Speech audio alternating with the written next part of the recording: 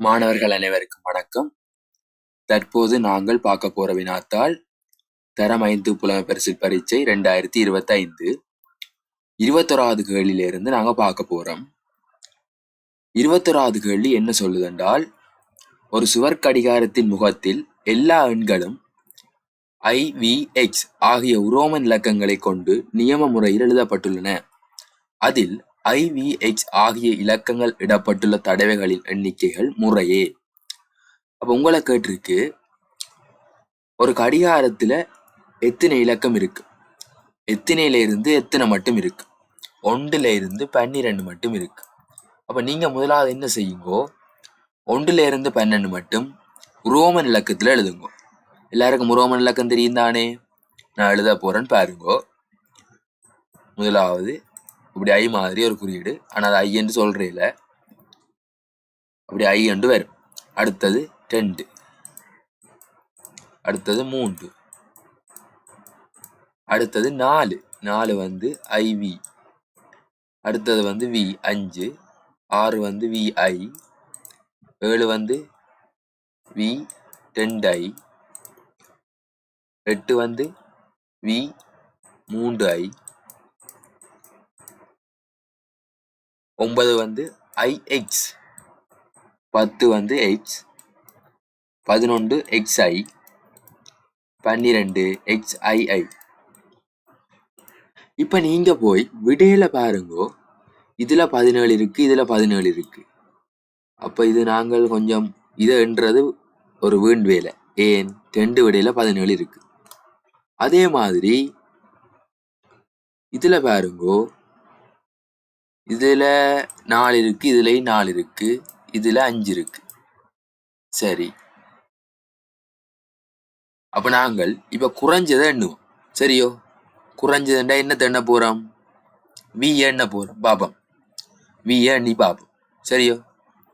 V எண்ணினா இதுல ஒரு V 1 2 3 4 5 5 V தான் இருக்கு. வேற எங்க V இருக்கா? பாருங்க, 4 எழுதைக்கு ஒரு V வருது, 5 எழுதைக்கு ஒரு V வருது, 6 எழுதைக்கு ஒரு V வருது, 7 எழுதைக்கு ஒரு V வருது, 8 எழுதைக்கு ஒரு V வருது, மொத்தமா 5 V. அப்ப 2வது இடத்துல 5 இருக்கணும். 2வது இடத்துல 5 இருக்கிற விடை எது? 3வது தான் சரியான விடை. இப்படித்தான் மாணவர்களை விடைகளை கண்டுபிடிக்கிறது.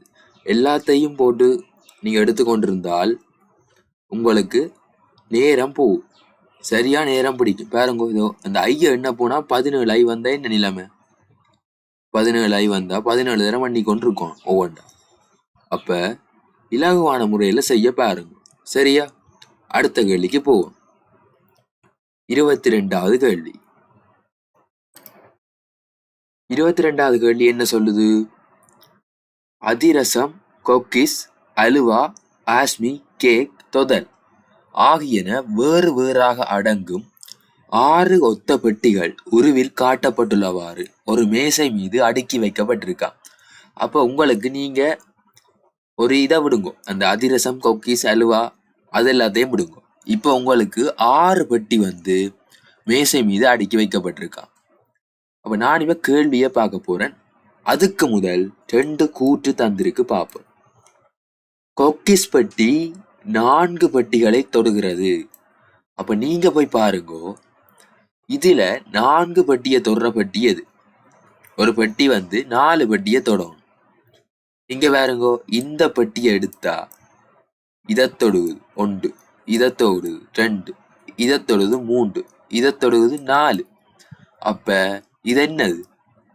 இதுதான் கொக்கிஸ். ஏன்?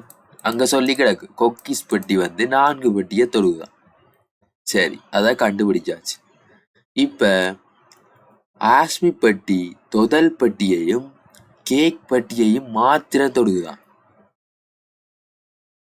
ஆஸ்மி பெட்டி தொதல் பெட்டியையும் கேக் பெட்டியையும் மாத்திரம். அப்ப உங்களுக்கு மறைமுகமா சொல்லி கிடக்கு, ஆஸ்மி பெட்டி வந்து 2 பெட்டியை தான் தொடுகுதான். ஏன்? தொதலையும் கேக்கையும். அப்ப நீங்க போய் பாருங்க, ஒரு பெட்டி வந்து 2 பெட்டியை மட்டும் தொட்டு கொண்டு இருக்கணும். இருக்கா அப்படி? ஓ, இங்க இந்த பெட்டி எடுத்தா இதையும் இதையும் தான் தொடுகுது. விளங்குதா? அப்ப இதுதான் என்னது? ஆஸ்மி. இதுதான் ஆஸ்மி பெட்டி. கேட்ட கேள்விக்கு போவோம். ஆகவும் மேலே உள்ள பெட்டியில் இருப்பது யாது? என்னது? இப்பதான் கண்டுபிடிச்சினாங்க. ஆஸ்மி பெட்டி. இவ்வளவு தான் கேள்வி. இப்ப இந்த கொக்கீஸ் என்ற கூட்டு வந்து தேவையில்லாத கூட்டு. பாத்தீங்களா? உங்களோட நேரம் வீணா இதெல்லாம் கண்டுபிடிச்சு, இந்த கொக்கீஸ் எல்லாம் கண்டுபிடிச்சு தேவையில்லாத வேலை. இப்படித்தான் கேள்வி இருக்கும். எது தேவையானதோ அந்த தேவையில்லாததான் இந்த கேள்வியில இருக்கும். தேவையானது வந்து கடைசியில தான் இருக்கும். அப்ப நீங்க வந்து கவனமா இருந்து கொள்ளணும். ஒரு வேகமா செய்தால்தான் அந்த தேவையில்லாததை நாங்கள் செய்து பார்க்கலாம். இப்ப நான் வந்து இந்த 4 பட்டியை தொடுறதெல்லாம் கண்டதெல்லாம் ஒரு தேவையில்லாத வேலை. ஆனா இப்படியோ எனக்கு தெரியாது கேள்வி என்ன கேட்க போறாங்கன்னு. அப்ப நான் உடனே அப்படி அந்த ஓர்டர்ல செய்து போட்டேன். அப்ப நீங்க இனி கவனமா இருந்து கொள்ளுங்க. வேகமா செய்தால்தான் தேவையானது தேவையில்லாதது எல்லாத்தையும் செய்யலாம். சரி, 23வது கேள்விக்கு போவோம். 23வது கேள்வி, பின்வருவன குறித்த ஒரு சம்பவத்தின் 5 நிகழ்வுகள் ஆகும். இது ஒரு வழக்கம் போல வார கேள்வி. இந்த முறை 23வது வந்திருக்கு. சரியோ? அப்ப நாங்கள் ஒவ்வொரு கூட்டா வாசிச்சு அதை ஒழுங்குபடுத்த போறோம். இல்லாட்டி விடையில இருந்து கண்டுபிடிக்கிறது சுகம் என்று நினைக்கிறேன் நான். சரியோ? சரி, விடையில இருந்து நாங்க போவோமா? விடை என்ன சொல்லுதென்றால், இதுல முதலாவது ஈய எடுப்போம். பந்து புரண்டு போய் வீதியில் படுத்திருந்த நாயின் உடம்பில் பட்டது. இது வந்து முதலாவது கூட்டா இருக்குமா? சரி, இருக்கட்டும், பார்ப்போம். என்னங்களுக்கு தெரியாது. இப்ப அடுத்த 2 விடையிலையும் பி இருக்குது. அதை போய் பார்ப்போம். ஒரு பந்திற்கு பின்னால் சிறுவன் ஒருவன் விரைவாக ஓடிக்கொண்டு வந்தான். இது வந்து மிகவும் பொருத்தமான கூட்டா தெரியுது. சரியா? அப்ப முதலாவது பிழை. வடிவா போடலாம் பிழையன்று. இனி பாருங்கோ, முதல் 3ம் அப்படியேதான் இருக்கு. சரியா இருக்கு. அப்ப நாங்க முதல் 3ஐயும் வாசிச்சு பார்ப்போம். ஒரு பந்திற்கு பின்னால் சிறுவன் ஒருவன் விரைவாக ஓடிக்கொண்டு வந்தான். அடுத்தது பந்து புரண்டு போய் வீதியில் படுத்திருந்த நாயின் உடம்பில் பட்டது. இது சரி. இப்பதான் ஒழுங்கா வருகுது. பி சரி, சரி. அடுத்தது நாய் வீதியில் அங்கும் இங்கும் ஓடியது. அதுக்கும் சரி. அடுத்ததுதான் எங்களுக்கு தெரியாது சிஓ டிஓ. வாசிச்சு பார்ப்போம். நாய் வீதியில் அங்கும் இங்கும் ஓடியது. சீய வாசிச்சா, வீதி வழியே விரைவாக வந்த ஒரு வாகனம் தடுப்புகளை ஒரே தடவையில் பிரயோகித்தது. என்னவாம்? வீதி வழியே விரைவாக வந்த ஒரு வாகனம் தடுப்புகளை ஒரே தடவையில் பிரயோகித்தது. பந்தை பொறுக்கிய சிறுவன் வீதியில் இருந்து அப்பால் சென்றான். அப்ப பாருங்கோ, சிறுவன் ரோட்டுல நடுவுல வந்தா தானே அந்த வாகனம் தடுப்பை பிரயோகிக்கும். பிறகு அந்த வாகனம் தடுப்பை பிரயோகிச்சு நிக்க அந்த பந்தை பொறுக்கிய சிறுவன் வீதியில் இருந்து அப்பால் சென்றான். அப்ப சிடி இந்த ஒழுங்குல தான் வரணும் விட. 23க்கு 3வது விடை. சரியா மாணவர்களே? கவனமா பார்த்து கொள்ளுங்க. இலகுவான கேள்வி. சரியா? விளங்குதா? சரி, அடுத்த கேள்விக்கு போவோம்.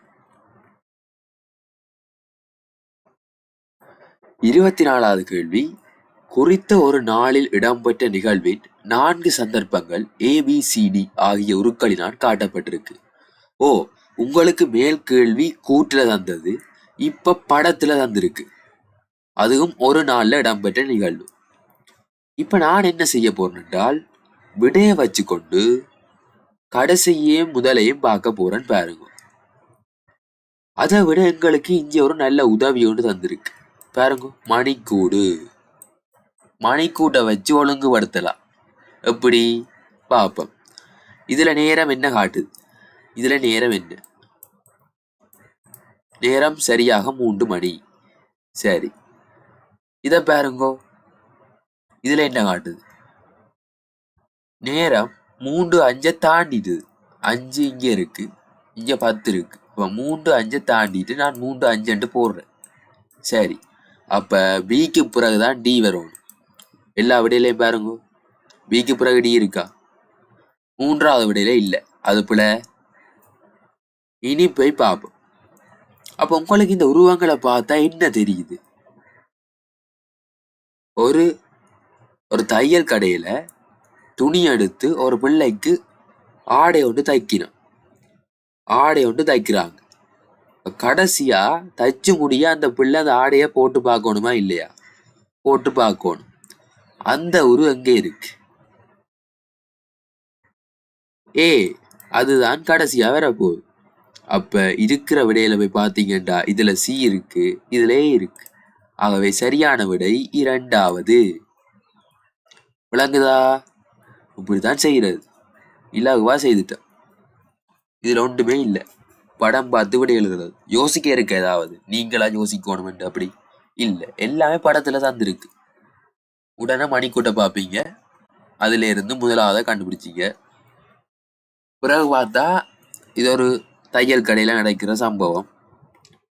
அப்ப அந்த கடைசியா அந்த ஆடையை அந்த பிள்ளை போட்டு பார்க்கணும். அவ்வளவுதான். 25ஆவதுக்கு போவோம். சரியா? சரி, 25ஆவது ஒரு கோல கேள்வி பார்ப்போம்.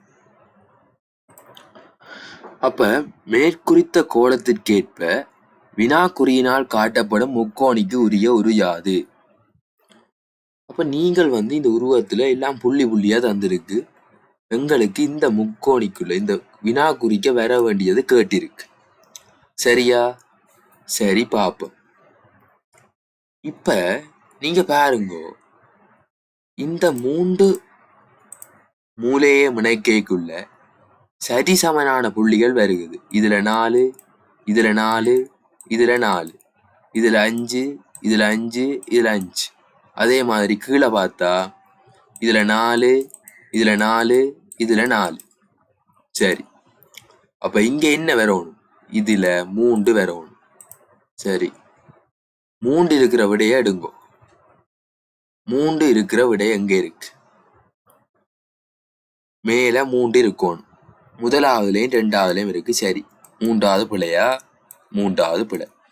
அடுத்தது பாருங்கோ, கீழே இங்க 4 இருக்கு, 4 இருக்கு. அப்ப இதுலயும் 4 வரணும். 4 இருக்கா? 2 விடையிலையும் 4 தான் இருக்கு. சரி, அடுத்தது பாருங்கோ, இந்த ஒண்ட விட்ட ஒண்டுல சரிசமனானது இருக்குது எல்லாம். சரியா? சரிசமனானதா இருக்கு? இல்ல, அப்படி இல்ல. சரிசமனா ஒன்று இல்ல.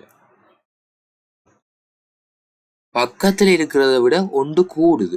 இங்க பாருங்க, இதுல 3 4 4, இதுல 4 4 4 கூடிட்டு. அப்ப இதுல பாருங்கோ, 4 4 5, பிறகு 5 4 5 அப்படியே வருது. சரியா? அப்ப இதுல என்ன வரும்? கடைசியா இதுல 4 4 4 வருது. சரி, அப்ப இதுல எங்களுக்கு வந்திருக்க வேண்டியது என்ன? இதுல 3 4 4 வந்தது. அப்ப இதுல எங்களுக்கு வந்திருக்க வேண்டியது 3 3 4 வரணும். அப்பதானே ஒன்று கூடும். விளங்குதா? நான் சொல்றது விளங்குதா? இப்ப இதையும் ஒப்பிட்டா, இப்ப இந்த 2 முக்கோணியும் ஒப்பிட்டா 3 4 4. சரி, இப்ப ஒன்று கூடி எல்லா இடத்தையும் 4, அதுவும் சரி. அடுத்தது பாருங்க, ஒன்று கூடி 4 4 5, ஒன்று கூடி 5 5 4. இப்படி ஒவ்வொரு இடத்தையும் ஒன்று கூடுது. விளங்குதா? கடைசியா 5 5 5. அப்ப இதுல உங்களுக்கு என்ன வரணும்? இதுல 3 4 4 இருந்தா இதுக்கு முதல் 3 3 4 இருக்கணும். விளங்குதா? 3 3 4 எங்கே இருக்கு? முதலாவது விடையில 3 3 4. சரியான விடை 1. விளங்குதா? இலகுவான கேள்வி. இதுல ஒன்றுமே இல்லை. நீங்க அந்த குட்டுகள் எண்ணிக்கை கூடிக்கொண்டு போறத பாத்தீங்கன்னா சரி. ஒரு முக்கோணியில மொத்தமா எப்படி கூடுதுன்னு பாத்தீங்கன்னா சரி. சரியா? சரி, அடுத்த கேள்விக்கு போவோம். நான் இன்னொரு முறை சொல்லவா? இன்னொரு முறை எப்படி செய்யலாம்டா, ஒவ்வொரு முக்கோணிக்குள்ளேயும் இருக்கிற மொத்த குற்றுகளின் எண்ணிக்கையை கூட்டுங்க.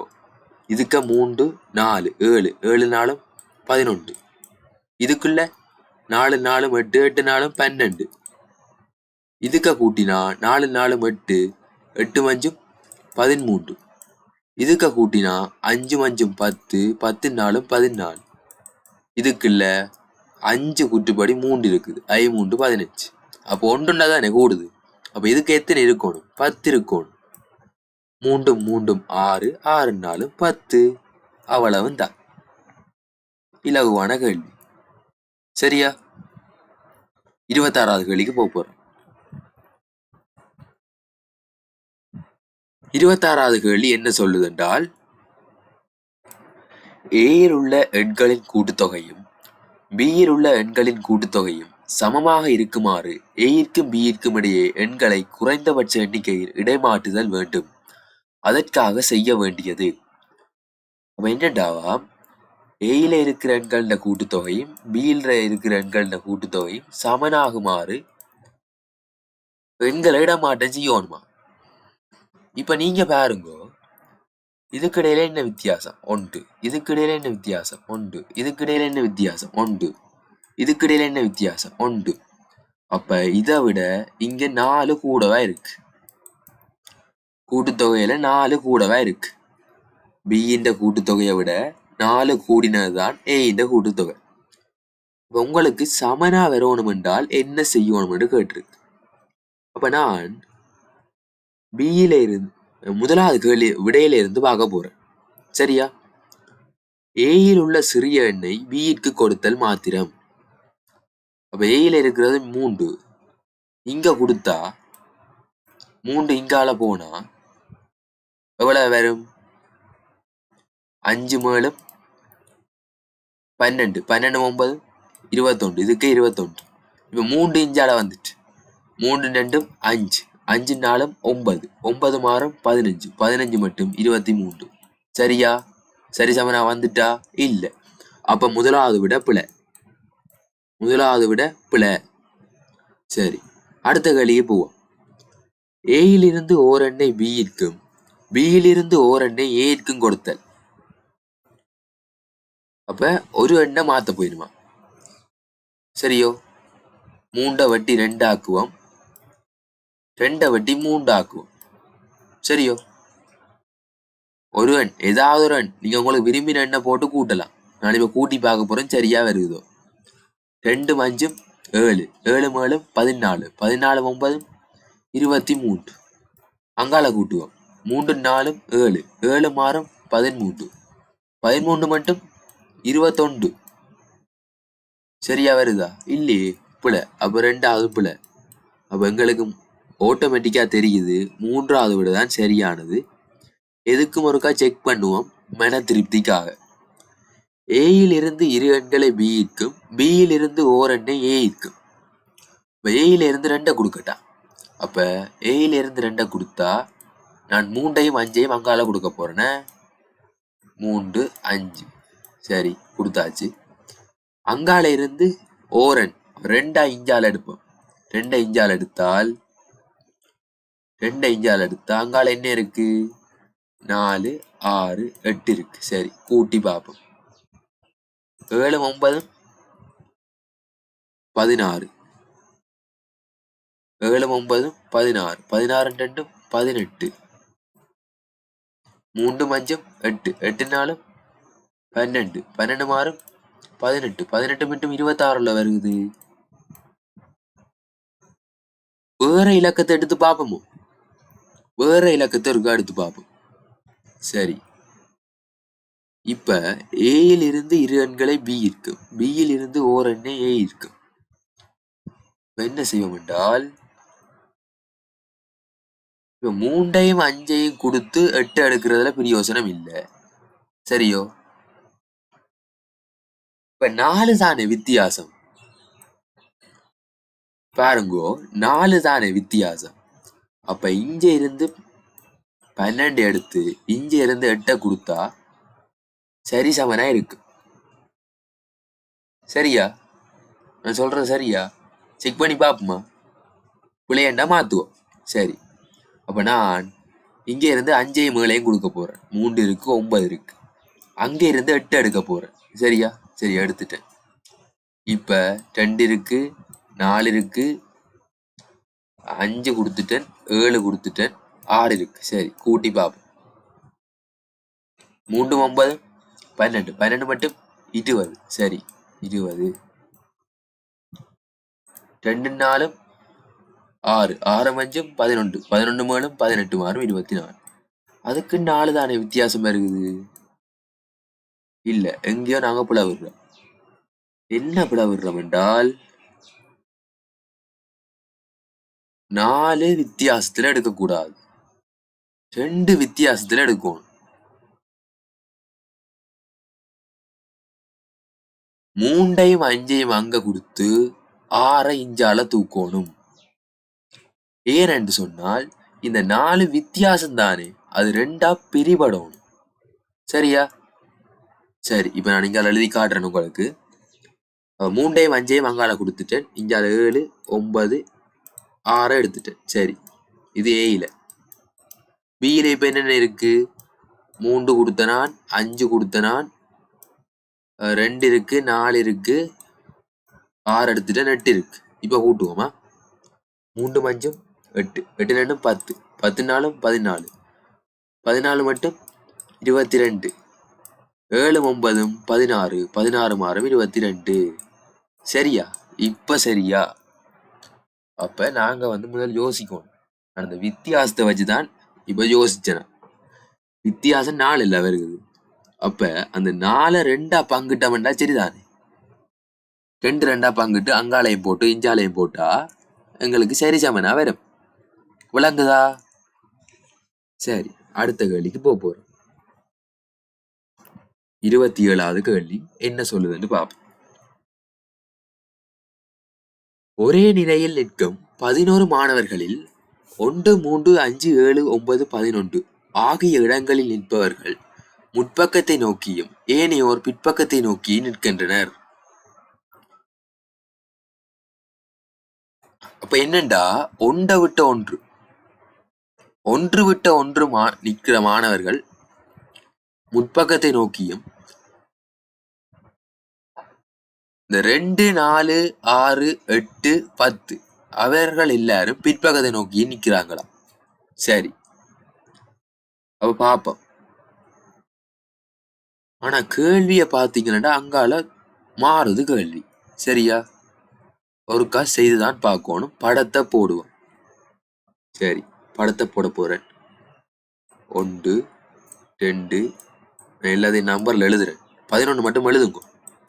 அப்ப எங்களுக்கு தெரிய வரும். 6 7 8 9 10 11. சரி, எழுதிட்டேன்.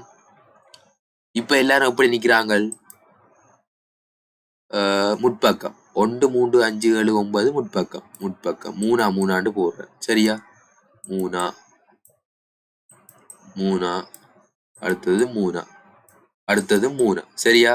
சரி, அடுத்தது பிற்பக்கம் வேணா பீனாண்டு போடுறேன். பீனா 6, பீனா 8, பீனா 10, பின்பக்கம் பீனா. இப்ப நான் அவர்கள் அந்த கேள்வியில சொல்ல நான் இப்ப மாத்த போறேன்னு எல்லாரையும். சரியா? இந்த லைன்ல மாத்தி புதுசா என்ன நடக்குதுன்றதை எழுத போறேன்னு பாருங்க. முதலாம் கைதட்டலில் முதலாம் மாணவனும் 11ஆம் மாணவனும் மாத்திரம் பின்னோக்கி திரும்புகின்றனர். அப்ப இவர் பீனா பின்னோக்கி திரும்பிட்டார், இவரும் பின்னோக்கி திரும்பிட்டார். சரி, 2ஆம் கைதட்டலில் 2ஆம் மாணவனும் 10ஆம் மாணவனும் மாத்திரம் முன்னோக்கி திரும்புகின்றனர். 2ஆம் கைதட்டலில் 2ஆம் மாணவனும் 10ஆம் மாணவனும் மாத்திரம். அப்ப 2ஆம் மாணவனை நீங்க திருப்புங்க. முன்னோக்கி திருப்பினா திருப்பியாச்சு. நீ 10ஆம் மாணவனையும் திருப்பணும். 10ஆம் மாணவனையும் முன்னோக்கி திருப்பணும். திருப்பியாச்சு. சரி, 3ஆம் கைதட்டலில் 3ஆம் மாணவனும் 9ஆம் மாணவனும் மாத்திரம் பின்னோக்கி திரும்புகின்றனர். 3ஆம் கைதட்டலில் மூன்றாம் மாணவனும் 9ஆம் மாணவனும் மாத்திரம் பின்னோக்கி. அப்ப இவர்களை மாத்துங்கோ பீனா. அடுத்தது 9ஆம் மாணவன், அவரும் பீனானு மாறியாச்சு.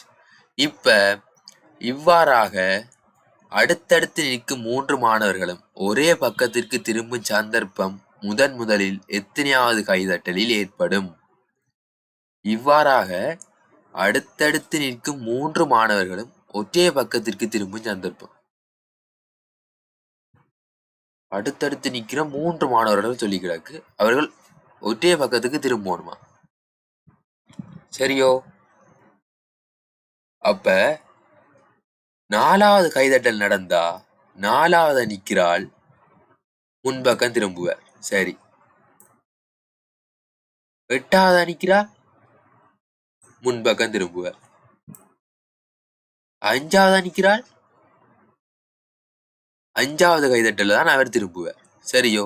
ஆனா உங்களை கேட்டது இவ்வாறாக அடுத்தடுத்து நிற்கும் 3 மாணவர்களும் ஒரே பக்கத்திற்கு திரும்பும் சந்தர்ப்பம் முதலில் எத்தனையாவது கைதட்டலில் ஏற்படும்?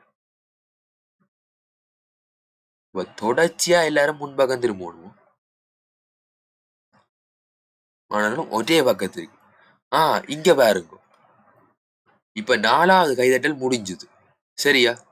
5வது கைதட்டல்ல முன்பக்கம் நிற்கிறாள் பின்பக்கம் திரும்புவார். அதே மாதிரி 7வது ஆளும் பின்பக்கம் திரும்புவார். இப்ப 6வது ஆள் நடுவுக்கு நிற்கிறார், அவர் பின்பக்கம் திரும்பித்தான் நிற்கிறார். நீங்க பாருங்கோ, 5, 6, 7 3 பேரும் அடுத்தடுத்து நிற்கும் 3 மாணவர்கள் ஒரே பக்கத்திற்கு. அப்ப எத்தனாவது கைதட்டல்ல அவங்க திரும்பினவங்க? 5வது 7வது 5வது கைதட்டல்ல திரும்புவாங்க. இவ்வளவுதான் கேள்வி. சரியா? ஒரு ஓர்டர்ல வருது பாருங்க. முதலாவது நிக்கிறாளும் கடைசியில நிக்கிறாளும். 2வது கைதட்டல்ல 2வது நிக்கிறாளும் கடைசியில இருந்து 2வது நிக்கிறாளும். 3வது கைதட்டல்ல முன்னுக்கு இருந்து 3வது நிக்கிறாளும் கடைசியில இருந்து 9வது நிக்கிறாளும். இப்படி நாங்கள் 4வது 5வது அப்படி தட்டும் போது 5வது தட்டல்ல 5 மேலும் திரும்புவாங்க. திரும்பும் போது அவங்க பிற்பக்கம் பார்ப்பாங்க, பிற்பக்கம். அதே மாதிரி 6வது முதலே பிற்பக்கம் பார்த்து கொண்டு நிற்பார். கேட்டது கேள்வி அதுதான். 3 மாணவர்கள் ஒரே பக்கத்துக்கு திரும்பும் சந்தர்ப்பம். விளங்குதா? சரியா? அடுத்த கேள்விக்கு போறோம். 28வது கேள்வி. 28வது கேள்வி உங்களுக்கு ஒரு சுடோக்கு விளையாட்டு மாதிரி. இந்த கட்டங்களை பூரணப்படுத்தணும் அவங்க சொல்லுற முறைப்படி. இப்ப பாருங்கோ, இவ்வளவு எண்களும் கீழ் நோக்கியுமா, இந்த இவ்வளவு எண்களும் குறுக்கேயும் இருக்குமாறு நெய்யறி பூரணப்படுத்தும் போது, அப்ப நாங்கள் இப்ப இந்த கட்டங்களை பூரணப்படுத்த போறோம். பாருங்க, இப்ப இதுல 5 கட்டம் இருக்குது, 5 இலக்கம் பெறணும். இங்க பாருங்க, இந்த எண்கள் கீழ் நோக்கியுமா 27,265. சரியா? சரி. இனி பாருங்கோ, 707 இருக்கு, 747 இருக்கு, 485 இருக்குது. உங்களுக்கு எங்க வருமென்று தெரியல. சரியோ? எங்க இந்த இலக்கங்கள் வருமென்று தெரியல. பாப்போம்.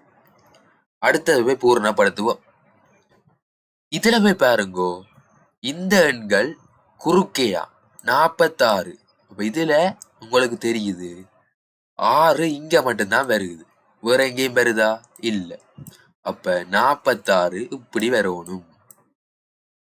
சரி, அவ்வளவுதான்.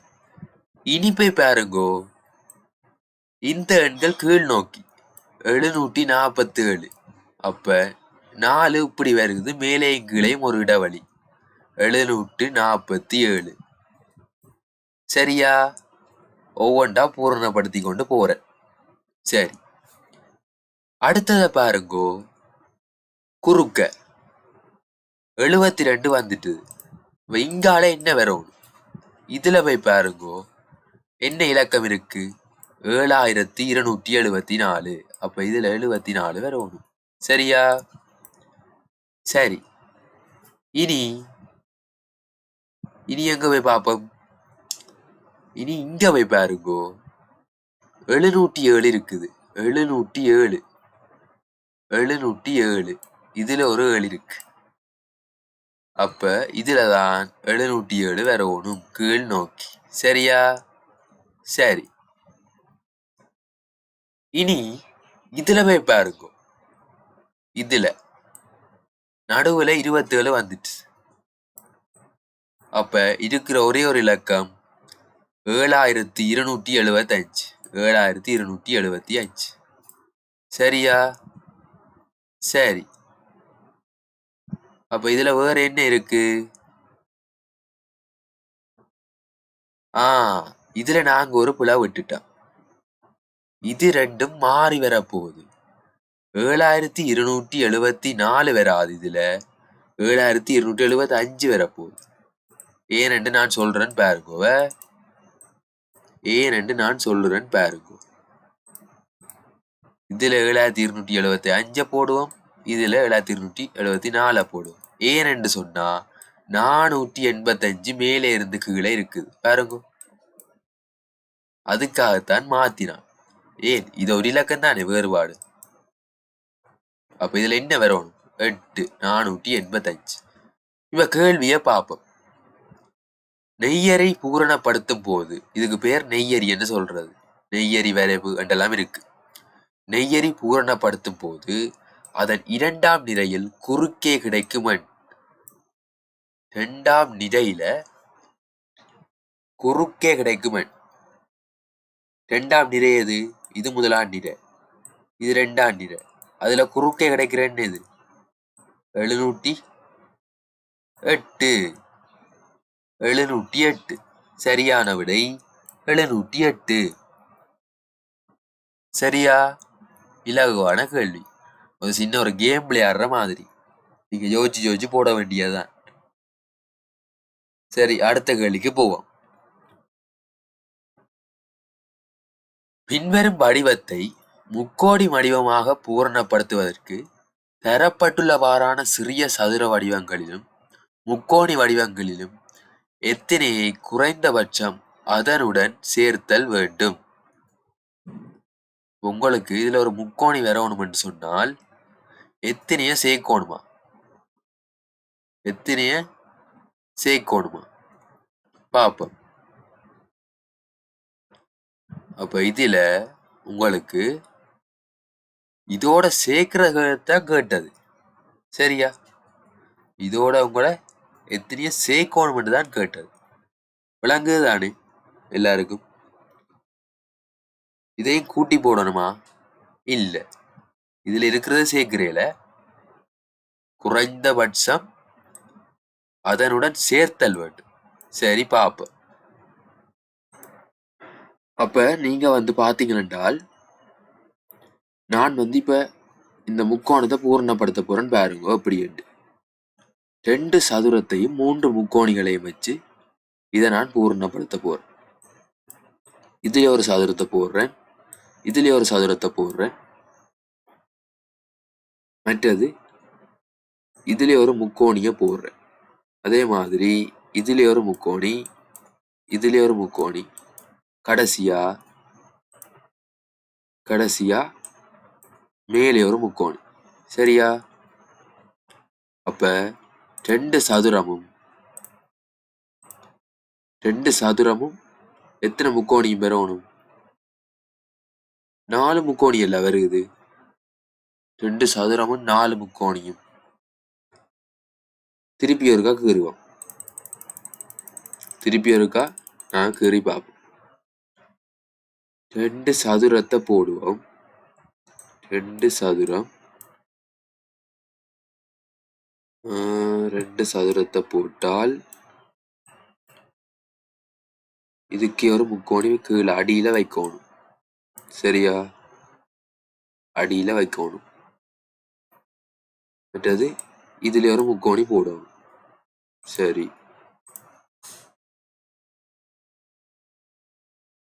இதுல ஒரு முக்கோணி வைக்கணும், இதுலயும் ஒரு முக்கோணி வைக்கணும், இதுலயும் ஒரு முக்கோணி போடணும்.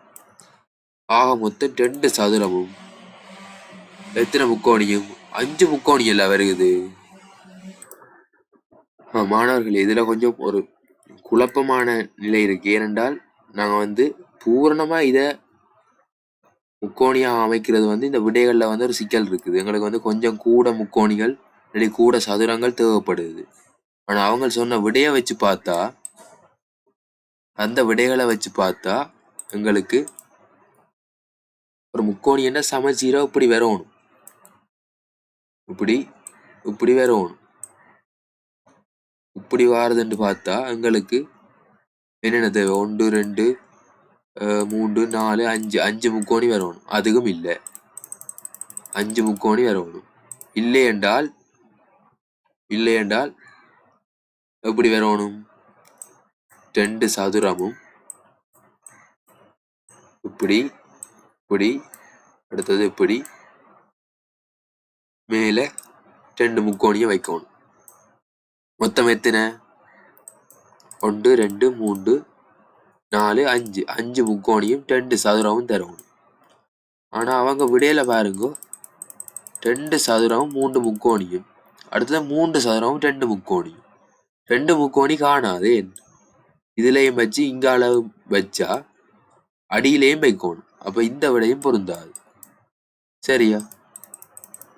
அப்ப அவங்க கொடுத்திருக்கிற சரியான விடை 2வது தான் கொடுத்திருக்கிறாங்க. அது எப்படி என் வருதுன்னு பார்த்தால், இதுல ஒரு சதுரம், இதுல ஒரு சதுரம், இதுல ஒரு முக்கோணி. சரியா? அதே மாதிரி இதுலயும் ஒரு முக்கோணி, இதுலயும் ஒரு முக்கோணி. சரி, முழுமையா ஒரு முக்கோணி வடிவமாக கேட்கல உங்களை. பின்வரும் வடிவத்தை முக்கோணி வடிவமாக பூர்ணப்படுத்துவதை கண்டு. முக்கோணி வடிவத்தின் ஒரு அடிப்பகுதி தான் பெருகுது, மேல வரையில. எங்களுக்கு நான் இந்த புள்ளி கோட்டால காட்டுறது வரையில பாருங்க. ஆகவே நீங்க இந்த விடையை போட்டுக்கொள்ளுங்க. கூடுதலாக இந்த கேள்வி சில நேரம் மாற்றப்படலாம், விடைகள் இல்லாட்டி ஓப்பனா வரலாம். அல்லது அவங்க கேட்டது இதைத்தானே தெரியல. ஏனென்றா பின்வரும் வடிவத்தை பூரணமான முக்கோணி என்று கேட்கல தானே, முக்கோணி வடிவம் தான் சொல்லி கிடக்கு. சரியா? சரி, அடுத்த கேள்விக்கு போவோம். ABC எனும் 3 கம்பிகளை வளைத்து தயார் செய்யப்பட்ட 3 சட்டங்கள் கீழே தரப்பட்டுள்ளன. அப்ப ABC என்ற 3 கம்பிகளை வளைத்தா தயார் செய்யப்பட்ட 3 சட்டங்கள் கீழே தரப்பட்டிருக்கா. சரி, இவற்றில் நீளம் கூடிய கம்பி யாதுன்னு கேட்டிருக்கு. இப்ப நான் பார்க்க போறேன். நீளம் கூடின கம்பியை உங்கள்கிட்ட கேட்டு கிடக்கு. நீங்கள் ஒரே பக்கம் நீளமான கம்பிகளை இதுல இருந்து தெரிவு செய்து வெட்டி கொள்ளுங்க. அப்பதான் நாங்க பார்க்கலாம் எப்படியானது என்று பார்க்கலாம். சரியா? அப்ப உங்களுக்கு இதுல பார்த்த உடனே தெரியுதா எது நீளம் கூட? அப்ப நான் சொல்றேன், இந்த உருவத்துல நாங்கள் வித்தியாசத்தை கண்டுபிடிக்கலாம். எப்படி? இந்த கம்பிய கீழே கொண்டு இந்த கம்பியை இங்க கொண்டு போனா இந்த உருவத்தின் மேல் உருவம் பெறும். சரியா? இந்த வெளிப்புற உருவம் பெறும். விளங்குதா? வடியா பாருங்க. அப்படி இருக்கிற கம்பிய கொஞ்சம் வெளியில கொண்டு இப்படி நீட்டினால் இந்த உருவம் பெறும். சரி, ஆனா நடுவுல இருக்கிற கம்பிய பாருங்க, இது நீளம் குறைவு, இது நீளம் கூட. அப்ப ஏ வராது. சரியா? ஏ விட பிழை, தட்டியாச்சு. விளங்குதானே என்னடு தட்டினான்? முதல் பார்த்த இந்த வெளிப்புற உருவம் சமனா இருக்குது, ஆனா நடுவுல இருக்கிற கம்பி சின்ன. இப்ப எங்களுக்கு பிஎன் சி தான் கடைசியா இருக்குது. நீங்க இப்ப உங்களோட பேப்பரை திருப்புக்கோ. பேப்பரை உங்களோட பக்கம் திருப்புக்கோ. இந்த சீய இதே மாதிரி திருப்புக்கோ. திருப்பினால் உங்களுக்கு தெரியும், இந்த சீயின் நடுவுல இருக்கிற குறுக்கு கம்பி சரியான நீளம் கூடினது. அதே மாதிரி இந்த அகலத்தை அடிப்பகுதியை பாருங்க, அதுவும் நீளம் கூட. அப்ப உங்களுக்கு வடிவா தெரியும் இவற்றில் நீளம் கூடிய கம்பி எது? சி தான் நீளம் கூடினது. விளங்குதா? இலகுவாக தட்டலாம் விடைகளை. சரியா? சரி மாணவர்களே, உங்களுக்கு ஏதாவது விளங்காட்டி கமெண்ட்ல கேட்டுக்கொள்ளுங்க. அடுத்த 10 கேள்விக்கான விடைகள் அடுத்த காணொளியில உங்களுக்கு அப்லோட் செய்யப்படும். மறக்காம எங்க சேனலை சப்ஸ்கிரைப் பண்ணிக்கொள்ளுங்க. மற்றது பெல் பட்டனை ப்ரெஸ் பண்ணிக்கொள்ளுங்க. நோட்டிஃபிகேஷன் அப்பதான் உங்களுக்கு வரும். நாங்கள் வீடியோ அப்லோட் செய்ய உங்களுக்கு தெரிய வரும். நீங்க பார்வையிட்டு கொள்ளலாம். இதை உங்களோட நண்பர்களுக்கும் நீங்க பகிர்ந்து கொள்றது நல்லது. நன்றி மாணவர்களே, அடுத்த காணொளியில் சந்திப்போம்.